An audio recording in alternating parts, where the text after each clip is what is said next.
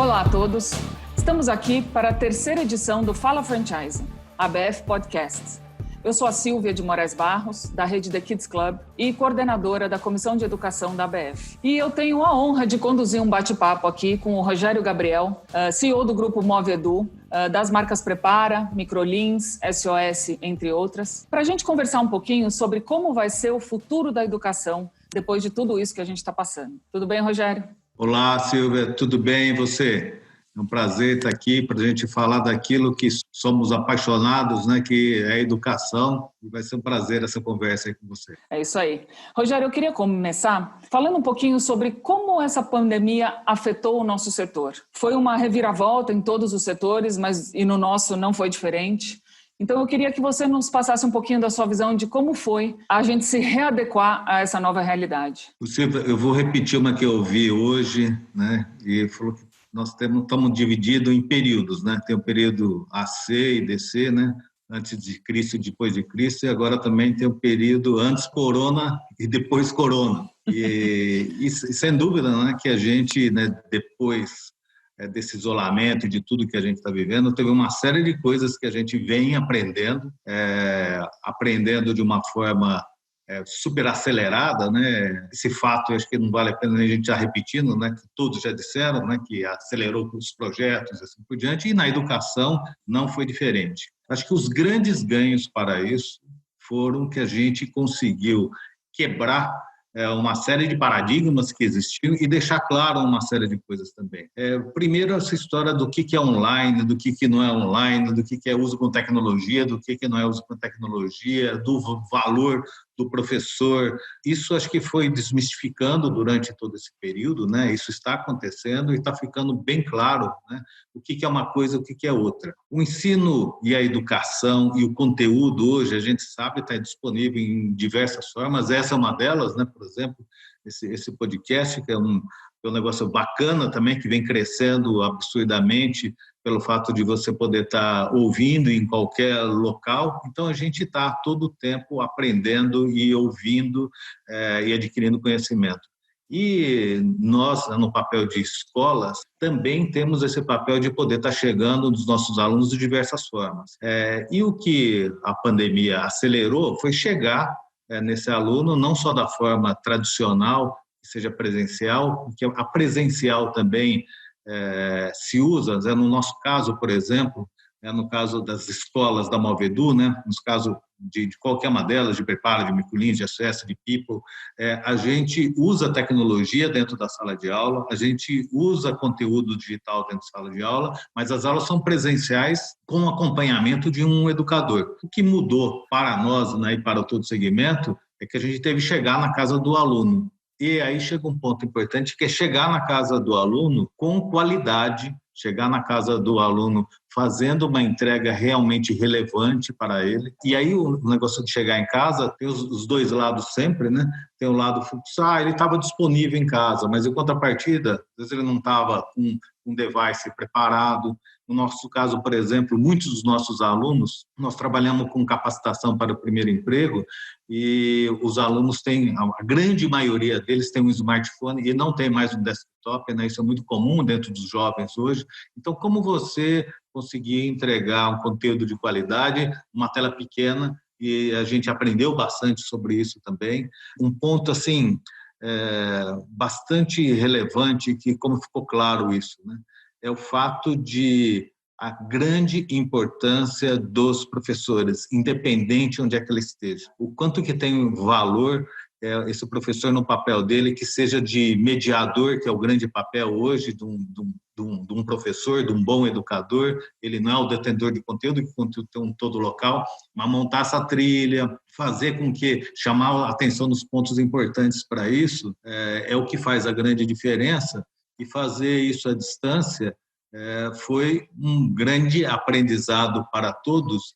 E acho que assim, o ponto positivo disso, logicamente tem desafios, logicamente que tem desafios inclusivos econômicos financeiros, né, porque no meio dessa pandemia muita gente infelizmente perdeu o emprego, teve que reduzir custos, e aí em alguns momentos, infelizmente, isso chega num negócio que não deveria chegar com a educação, mas a gente entende essa necessidade, né? Às vezes o gênero de primeira necessidade, alimentação, e o supermercado, sem dúvida, que vai na frente, mas o setor, né, e a gente sabe, você também, né, está vivendo isso também, o setor vem respondendo de forma muito positiva frente a tudo isso.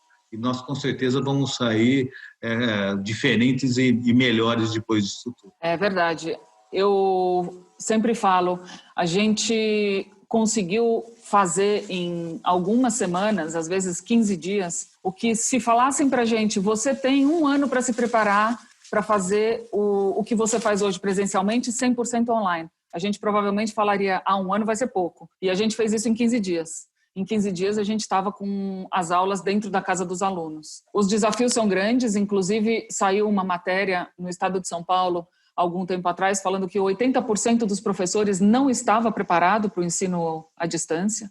Então, também que tiveram que se reinventar, que se preparar muito rapidamente para essa nova realidade. Dar aula à distância é um esforço muito grande e é muito diferente o caminho que tem que ser percorrido. Eu vejo como uma grande vantagem o fato da gente estar também dentro da casa dos alunos e poder mostrar para as famílias o nosso trabalho. Eu acho que o papel do professor cresceu, a importância do papel do professor ficou mais em evidência ainda nesse cenário de entrar nas casas das pessoas. Falando um pouquinho sobre o ensino online, Rogério, isso funciona? Como que é isso na sua visão?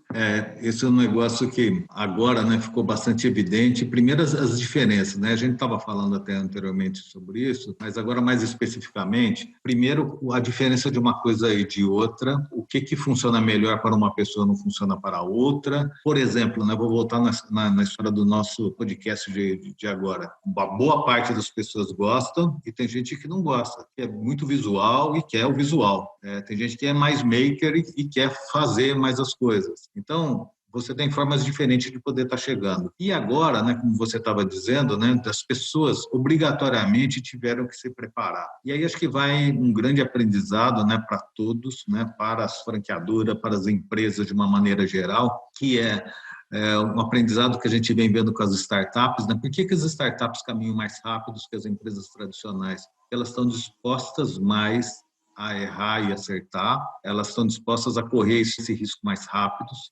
Os clientes que se relacionam com elas também estão mais dispostos a poder fazer parte disso. Isso para ele é um privilégio de fazer parte, né, dessa trajetória de aprendizado. E agora, nesse momento, as pessoas estavam mais assim mesmo. Está todo mundo disponível, todos os stakeholders, né? Se a gente olhar o colaborador da franqueadora, os franqueados, os colaboradores da rede, os alunos, os pais dos alunos, todos mais dispostos a aprender com tudo isso.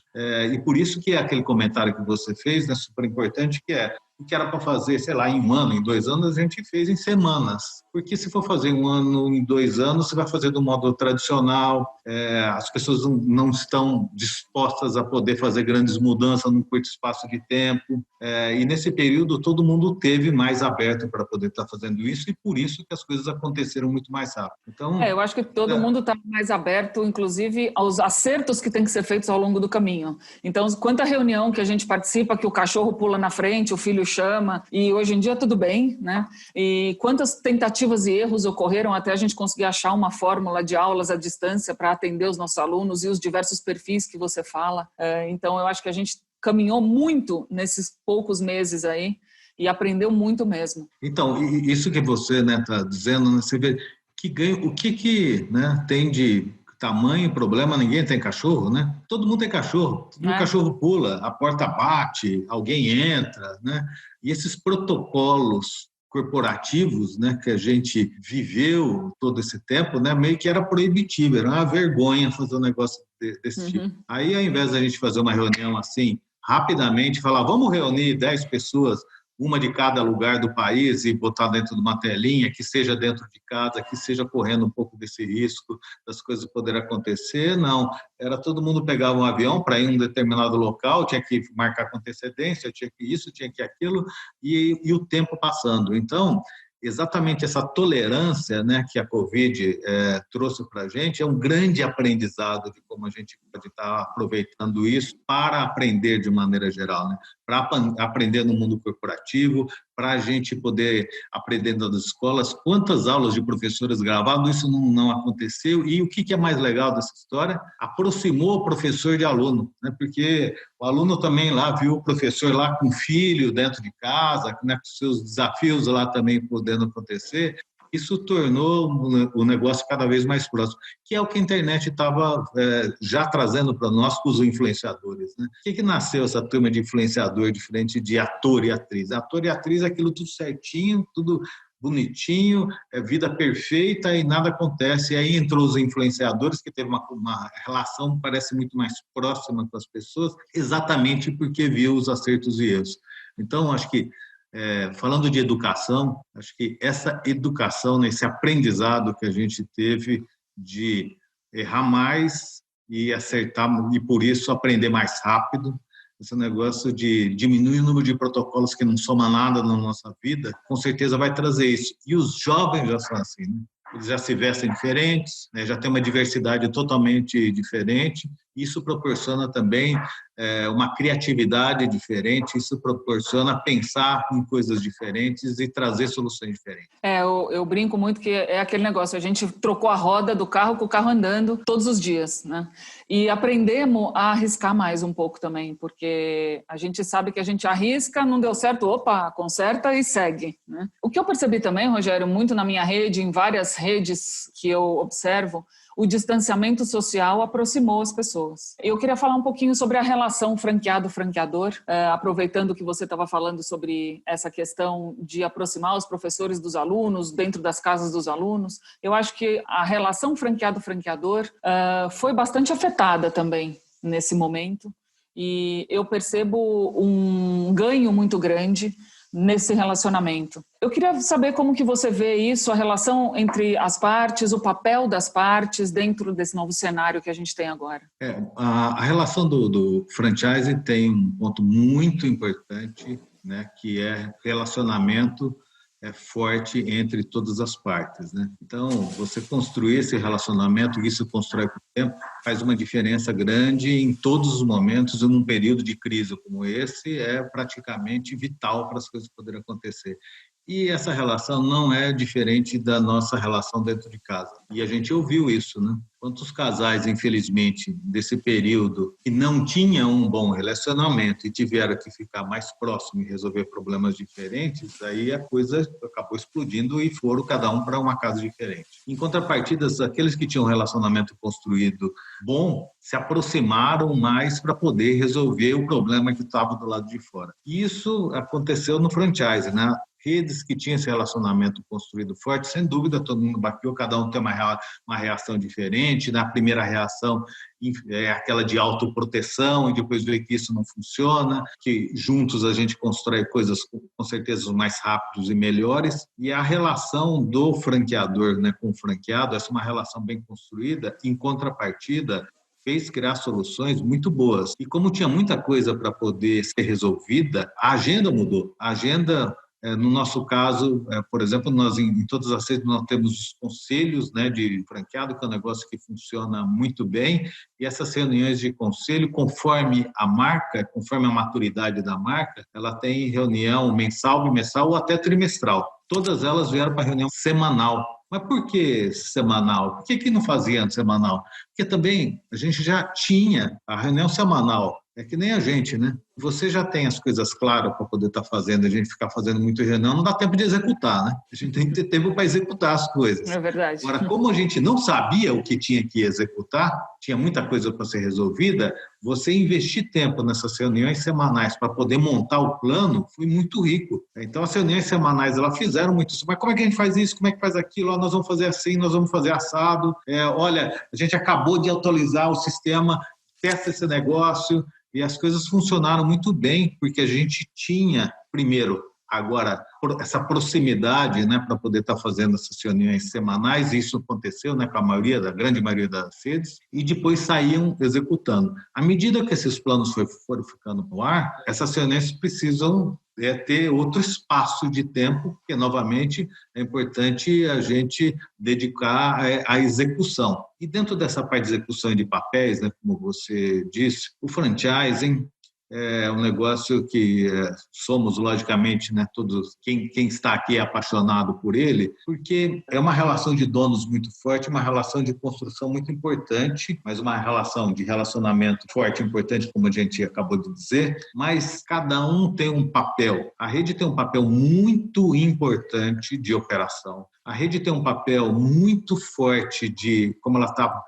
próxima do cliente, né, de dar esse feedback das coisas que estão acontecendo. E a franqueadora tem um papel importante de construir esses caminhos e falar de... Eu acho que a riqueza também da fortaleza do franchise, quando a gente vê as estatísticas, né, que as franquias fecham muito menos do que os outros negócios, os outros pequenos negócios. Por quê? Porque tem uma parte desse negócio, que é a franqueadora, olhando para frente, olhando para planejamento estratégico, olhando para a marca, trazendo consultorias de alta qualidade, investindo em sistemas. Um pequeno negócio, né, no meu caso, eu tenho a felicidade de ter começado o negócio com um funcionário. Eu sei exatamente como é que funciona uma pequena empresa, uma média empresa, uma grande empresa. Tive o grande presente de viver tudo isso. E quando você está dentro de um pequeno negócio, né, é realmente uma padaria. Como é que funciona? Eu fecho caixa todo dia, e em cima daquele caixa que eu fecho naquele dia, eu tenho a disponibilidade para a compra do amanhã e assim por diante. Não dá tempo, não tem recurso para o longo prazo. Não tem recurso de gente, não tem recurso financeiro, não tem recurso de tempo para o longo prazo. O negócio é trabalhar no curto prazo, trabalhar no dia a dia. Esse é o grande papel da franquia. Logicamente que tem pessoas muito inteligentes e competentíssimas que conhecem bastante do longo prazo e contribuem do longo prazo.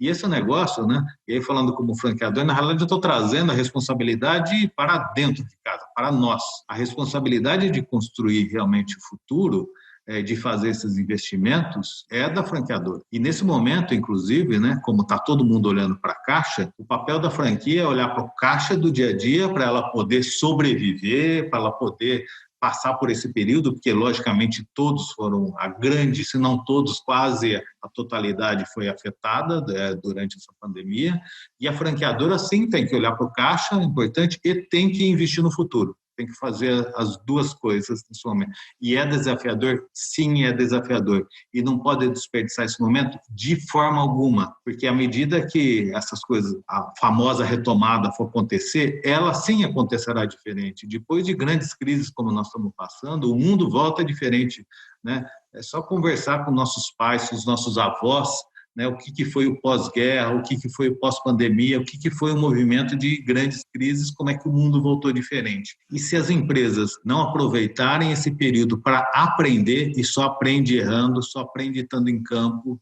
só aprende estando disposto a poder estar fazendo isso, não adianta se proteger e falar, então tá, eu vou ficar quietinho aqui. Pode ser que até em alguns casos seja mais econômico. Eu falo assim, eu fecho a porta, eu fico quietinho, eu me protejo de tudo isso, deixo essa onda passar, porque se eu for abrir, o meu custo é mais caro que esse, ou que aquilo, sim, tem que olhar para a caixa, mas você tem que botar a cara para fora para ver o que está acontecendo, porque você tem que aprender com essas coisas que estão acontecendo, e aprendendo mais rápido e errando mais rápido, você vai sair com certeza diferente dessa crise do que a forma que você entrou. Eu acho realmente a crise traz um mundo novo, e se a gente não vai se adequando, batendo cabeça, acertando e errando, mas se adequando, a hora que a gente abre a porta e enxerga esse mundo novo, se a gente não se adequou, a gente ficou para trás.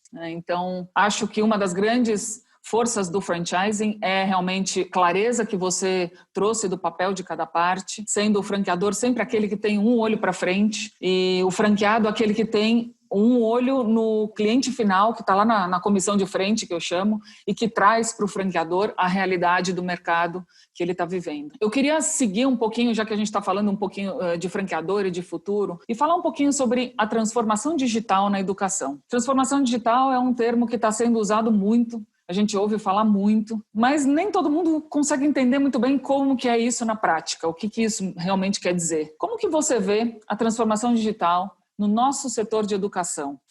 Você tem razão, né? Sobre transformação digital, uma palavra que já estava, né? Sendo muito falada e agora muito mais. E esse negócio tem, sabe, uma série de interpretações que às vezes não são 100% certas, né? Primeiro, a transformação digital tem que começar pelo número 1 da empresa, porque ela é estratégica, ela muda o negócio. Ela não é um e-commerce, ela não é uma digitalização só de alguma coisa. Ela muda a estratégia da empresa. E mudando a estratégia da empresa, quem é o responsável pela estratégia não está disposto a fazer isso ou não comprou essa ideia, as coisas não vão acontecer. Então, realmente, ela tem que estar... O dono da transformação digital precisa ser a pessoa, o principal executivo desse negócio, precisa ser o presidente da empresa que tem que puxar esse negócio. E puxando isso, porque isso novamente está na estratégia, acho que a melhor forma da gente fazer isso é contar casos, né? É os casos que existem já acontecendo no mercado. Então, acho que tem casos, por exemplo, os mais conhecidos que estão, nós como clientes, né, os casos B2C, são os casos de varejo. E se a gente for olhar as redes de varejo hoje, elas estão em passos diferentes, né? Se a gente olhar redes de varejo, hoje você vai ver algumas que já acreditaram nesse espaço. Isso significou acreditar nessa só mais legal, mais inteligente, mais uma série de coisas. Tem que estar disposto a fazer esses investimentos. Então, essas empresas que acreditaram nisso e fizeram esses investimentos antes, estiveram mais preparadas para poder estar fazendo essas etapas, elas estão colhendo coisas diferentes. Isso passa por um negócio que é realmente a gente ter facilidade dessa história da digitalização. Acho que a maneira mais prática de falar nisso é falar do analógico e do digital, né? O celular, por exemplo, o smartphone que todos nós usamos, eu tenho, né, algumas pessoas aí, por exemplo, da minha família, alguns, inclusive, isso não tem muito a ver com idade, não. Lógico que tem, os mais velhos são mais reclusos para isso, mas tem gente, né, mais velha que adaptou muito bem e outros não. Mas esses não, que são analógicos, veja a dificuldade de se relacionar com ele. E veja como fica, infelizmente, mais pobre a sua relação com ele. A sua relação com ele, quando com seus parentes, lá vai com seus pais, seus avós, que ele tem um smartphone na mão, ele está sabendo mais sobre você, ele está recebendo fotos da tua família, vídeo do seu filho, foto das tuas viagens, ele tem uma outra relação com você, uma relação com certeza muito mais próxima. Aqueles que são analógicos não têm isso, e você não tem isso dele. Então, veja o que a gente perde nessa relação analógica e digital. E aí, trazendo para o negócio, é a mesma coisa. À medida que você tem essa relação digital com o seu cliente, você tem uma relação mais rica, mais conveniente. E o conveniente, e voltando para o celular de novo, o conveniente é não tocar o telefone, por exemplo, agora, no meio dessa conversa nossa. E agora, com certeza, se eu olhar aqui o famoso WhatsApp, vai ter uma série deles, mas ok, maravilha. Inclusive tem WhatsApp de áudio, tem de tudo. Mas a gente está se relacionando digitalmente, não perde nada e só ganha. À medida que a gente leva isso novamente, né, para os nossos negócios, essa relação digital, tanto com o prospect, né, tanto que aqueles alunos que querem conhecer a gente e a gente tem uma relação digital com ele, a gente está mandando informação a qualquer momento, a gente está mandando conteúdo sobre como é que funciona, ele está lá meia-noite querendo entender como é que funciona alguma coisa, ele tem a resposta para isso, e tanto para os nossos alunos também, que querem, por exemplo, ouvir um podcast sobre aquele assunto que ele viu na aula e estava disperso em algum momento, mas ele bota o fone de ouvido e vai pedalar ou vai fazer uma caminhada e ouve sobre aquele assunto. Então, tem outra riqueza à medida que a gente digitaliza as coisas. E é relevante, importante e vital fazer essas coisas. À medida que as empresas vão tendo isso e algumas não vão tendo, algumas vão ficar com o tijolão na mão e outras vão com o smartphone com facilidade. É tão simples e direto quanto isso. A gente está falando aí sobre jornada do cliente, jornada do prospect, facilitar a experiência do consumidor e a transformação digital e toda a digitalização desses processos vai nos ajudar muito nisso. É um caminho sem volta, né, Rogério? Sem dúvida. A partir do momento que você passa a experimentar essas coisas, né, e vou voltar para o varejo e, novamente, e a forma de a gente fazer isso. À medida que você faz uma compra no varejo e você tem essas opções, eu posso comprar e receber na minha casa. Eu entro lá, eu posso comprar e retirar na loja. Eu posso ir lá presencialmente para mim poder estar fazendo isso. E a minha chamada jornada é única, né? É o mesmo Rogério que vai ser relacionado em qualquer um desses momentos, vai fazer muita diferença e, logicamente, eu vou para esse caminho. E veja que é para todo lado, né? Se a gente for para o lado, por exemplo, lá do food, é a mesma coisa, né? Os restaurantes estão descobrindo muito isso. E não tem nada mais prazeroso do que você ir num salão de um restaurante que você gosta. Porque não é só aquilo, a experiência de estar lá é ótima. Da mesma forma que não tem nada mais prazeroso do que num campus, do que estar dentro de uma escola, do que estar perto de pessoas que você admira dentro dessa escola e num ambiente que você está aprendendo. Nada substitui isso. Isso é fantástico, né? Ter oportunidade de vivenciar isso, sim, valoriza, enobrece a nossa vida dentro de uma faculdade, dentro de uma universidade, dentro de uma escola de cursos livres, os relacionamentos que você constrói lá, da mesma forma que está dentro de um restaurante que você gosta, com pessoas que você gosta e vivendo aquela experiência. Você não vai lá só por causa da comida, você vai lá por causa da experiência. Você não vai lá na escola só por causa do conteúdo, você vai lá pela experiência que você vai estar vivenciando lá. Então, essa relação do híbrido, ela vai continuar, né? Na hora que abrir, todo mundo vai naquele restaurante que ele adora, com certeza absoluta, a partir do momento que ele tiver segurança. Mas ele também vai, talvez, vivenciar coisas diferentes, como se ele achar que deve e não curtir a fila para ficar lá esperando, ele vai fazer o pedido pelo celular e vai chegar lá, a mesa dele já está reservada, ele senta, ele em alguns momentos vai fazer aquele pedido para poder estar recebendo em casa, se aquele negócio funcionar bem, porque muitas vezes ele não fazia, porque a comida não chegava tão quente como chegava, como se ele estivesse dentro do restaurante, então ele vai vivenciar coisa diferente, mas uma coisa vai ser, as coisas serão complementares e não serão substitutivas, da mesma forma que não acontece com a escola. Na hora que abrir a escola, os alunos vão correndo. Quantas, né? Nós, né? Eu tenho certeza, né? Que no seu caso também, você está fazendo aquela aula ali e tem professor mostrando a escola, né? E falando para ele e a criança querendo, chorando, louca para poder ir na escola, porque ali tem o aprendizado não está só naquele conteúdo, né? Está no conteúdo dela aprender a respeitar o coleguinha do lado. Tem uma série de coisas que elas estão aprendendo e ela está doida para ir na escola, como a professora também está louca para poder ir na escola. Então, essa riqueza, com certeza, vai continuar, isso não vai acabar, mas vai ser diferente. Tem coisas, por exemplo, que não será necessário mais ir na escola, que a gente vai poder receber de outros locais. É o famoso ensino híbrido que a gente está caminhando para ter disponível em todas as nossas redes de educação. O varejo traz muito isso, que é o que eles chamam hoje de figital, que é um pouco físico e um pouco digital. Então você tem as duas experiências juntas e o consumidor vai passando pela loja física, é o digital, compra pelo celular, busca na loja, e eu acredito que todo esse momento trouxe para o setor de educação esse figital também, que é o que a gente chama do modelo híbrido de aula, que é um pouco presencial, um pouco online, um pouco como o EAD, que é o ensino à distância assíncrono, um pouco com as aulas online ao vivo, tudo isso misturado. A gente vai ter que fazer um pouquinho de cada, principalmente nessa retomada, né, Rogério? Eu queria só falar um pouquinho agora sobre a retomada. A gente está caminhando aí, aqui em São Paulo, principalmente no estado de São Paulo, a gente conseguiu essa possibilidade de reabertura dissociada das escolas regulares de ensino, que eles chamam de ensino complementar, que é o que nós somos aqui, os cursos livres, e a gente conseguiu fazer com que essa abertura acontecesse antes das escolas. Mas como que você enxerga isso? Como que você está vendo na sua rede a retomada das atividades presenciais? Isso, e aí vem uma história realmente de Brasil continental, né? agora, né, a própria mídia está levando essas informações, né, estados e cidades em momentos diferentes. Isso vai acontecer de uma forma diferente, já está acontecendo, né?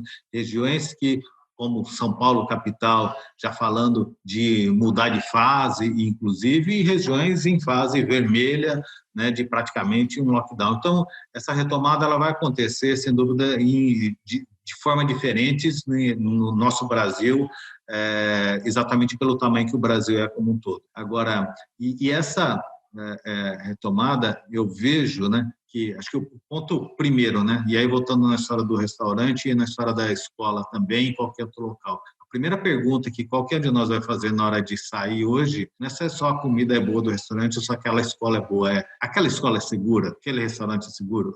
Então tá, depois disso eu vou ver o restante. Então a gente precisa trabalhar muito bem todos os protocolos para poder estar fazendo isso, e aí vai um grande valor do franchise. Franchise é processo, franchise são protocolos, e a gente faz isso, ainda bem, muito bem, com manuais e tudo isso, e consegue fazer isso em escala. Então, acho que vai uma grande diferença aí do franchise nesse sentido. E também, dentro dessa história da retomada, a gente aprendeu com esses alunos durante esse período, e tem aluno que vai com a gente numa frequência menor, no modelo síncrono, né, que você acabou de dizer, porque o síncrono é isso que a gente está ao vivo conversando com aquela pessoa naquele momento. A gente só está em locais separados, diferente de um assíncrono, quando você loga numa plataforma e recebe aquela informação. Os dois têm valor para momentos diferentes. E as nossas escolas, né, trabalham muito no método síncrono, né, e isso pode ser feito dependendo da forma e o conteúdo que, se você for passar naquele dia, parte na escola e parte na casa dos nossos alunos. É isso aí. E a ABF tomou um cuidado muito grande, através da Comissão de Educação, de elaborar os protocolos de retomada das aulas presenciais com toda a segurança, revisados por um infectologista, estão disponíveis para todas as redes de educação que fazem parte da ABF. Então, isso também foi um grande trabalho de parceria do sistema de franchising, que vai ajudar todos nessa retomada. Eu espero que a gente consiga ir retomando aos poucos, trazendo bastante novidade aos nossos alunos, usando todas as formas disponíveis de acesso aos alunos que a gente tem hoje, e que a gente consiga retomar as nossas atividades o mais rápido possível, né, Rogério? Eu acho que a gente está caminhando aqui para o finalzinho do nosso bate-papo. Muito obrigada pela sua disposição de estar aqui e de trazer tanto conteúdo legal para a gente sobre o mercado de educação.